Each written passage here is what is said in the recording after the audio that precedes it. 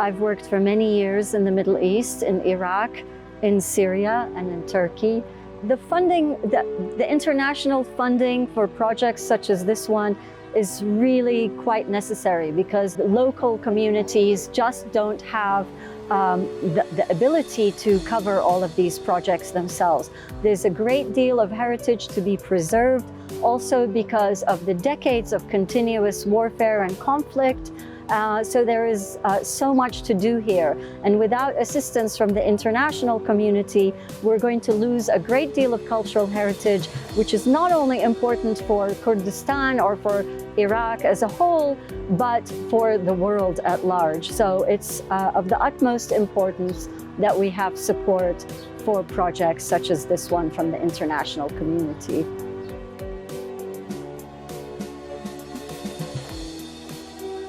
So this is our office, and what we're seeing here is a photograph from 1944 of the Mosul Gate, the Ahmadiyya, otherwise known as the Ahmadiyya Gate or the Badinan Gate. Those are the other names by which it's known. And this is a photograph from 1944, but I actually first came here 10 years ago to work on a project called Mapping Mesopotamian Monuments. But as I started this documentation project, this was one of the places we visited for documentation, and I absolutely fell in love with it. So the gate that you see on the site now is actually restored. It was in this condition, and it was restored in 1981 by the Directorate of Antiquities and Heritage. It was a quick restoration, and they made some mistakes, and that's simply because they didn't have the archival documents that we have now.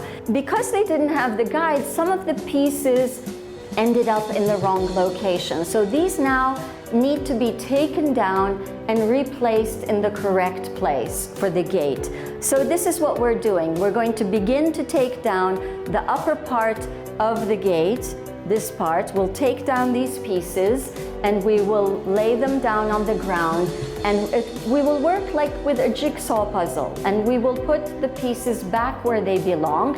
And in the places where there are missing pieces, we work with a local sculptor to create pieces that will fit in. The pieces must not look exactly like the old ones, because in our field, we say that for scientific purposes, it's important to differentiate between the restoration and the ancient building.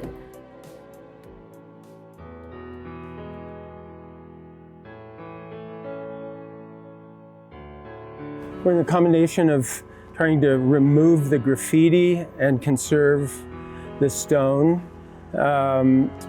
And it's not an easy project, so I personally don't have a problem with graffiti if it's in your own bedroom or on your house, but quite frankly, on a monument in Iraq, it really is destructive. We're standing now on a stairway that dates to the Parthian period, so significantly older than the gate that we have in front of our eyes right now. We think people have been walking on this stairway and coming up here on top of the citadel of Ahmadi for at least 2,000 years.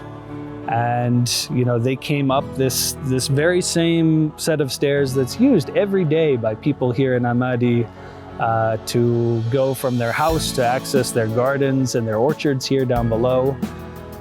This has been a good path for people for so many generations that it's hard to count.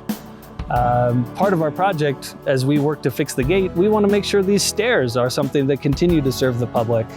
For us, control is of the essence. As we do this radical thing, moving, and dismantling this gate stone by stone in order to conserve each piece, honestly, we have very little margin for error in work like this because the gate has lasted this far, and we'd like it to last for many generations to come.